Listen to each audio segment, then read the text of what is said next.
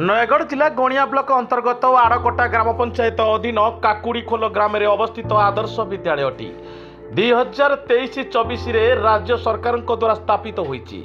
उक्त विद्यालय में गणिया ब्लॉकर विभिन्न अंचल आदिवासी हरिजन और साधारण वर्गर 224 जन मेधावी छात्र छात्री अध्ययन करुछंती। शिक्षा अनुष्ठानटी साधारणतः ग्रामांचल अवस्थित होइतिबा गछपत्र लगी अधिकांश समय विद्युत सराबराह ठप हो जाए। विद्युत रही लुचकाड़ी खेल विद्यालय में पाठ पढ़ुवा छात्र छात्री माने पानी टोपे डहल विकल होउछंती। ना पानी पी पारुछंती ना निज खाइबा बासन धोई पारुछंती।